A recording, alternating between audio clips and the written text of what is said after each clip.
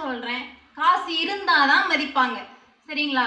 என் கூட பிறந்தவன் 2000 ரூபாய்க்கு சேலை எடுத்து கொடுத்தானா அது பொக்கிஷமா தெரியும். நான் கஷ்டப்பட்டு 500 ரூபாய்க்கு சேலை எடுத்து ஆசாசியா பார்த்து 3 கடை ஏறி இறங்கி போய் வாங்கி கொடுத்தனா என்கிட்ட ஆல்ரெடி இருக்கு. நல்லா இல்லைன்னு ரிட்டர்ன் பண்ணியிருக்காங்க, அதை நான் வாங்கியிருக்கேன். இன்னமும் கட்டாம வச்சு வச்சு பார்த்து அழுதுருக்கேன். அது அன்போட நம்ம சொந்த பந்தங்களுக்கோ நண்பர்களுக்கோ நம்ம பிரியத்துல கொடுக்கும்போது அத அன்பை பாக்குறது இல்ல, அந்த பொருளோட விலை எவ்வளவுங்கிறதுலதான் பாக்குறது. எவ்வளவு காசுங்கிறதுல எவ்வளவு போடுறான்னு நீ வாங்கி கொடுக்கறியா அப்படின்னு அவங்க வாயில இருந்து அது வரும்போது மரணத்தை விட வழி வந்து அவங்களுக்கு அது போட்டா நல்லா இருக்கும், இது இவங்களுக்கு பிடிக்கும் அப்படின்னு சொல்லி நான் வாங்கியிருப்பேன். ஒரு சாப்பாட்டை கூட கம்பேர் பண்ணுவாங்க. அப்ப வந்து அவங்க வாங்கி கொடுத்தா நீங்க ஏத்துக்குவீங்க, நாங்க வாங்கி கொடுத்தா நீங்க ஏத்துக்க மாட்டீங்க அப்படின்னா அப்ப ஹை கிளாஸ் அப்படி போய் நீங்க வாங்கி கொடுத்தாதான், ஹோட்டல் அப்படி ரெஸ்டாரண்ட்ல போய் நீங்க வாங்கி கொடுத்தாதான் நீங்க அதை ஏத்துக்குவீங்களா? நான் கையால சமைச்சு கொடுத்தா அதை ஏத்துக்க மாட்டேங்க. ஏன்னா அது வீட்டுல செஞ்ச ஒரு பொருள்.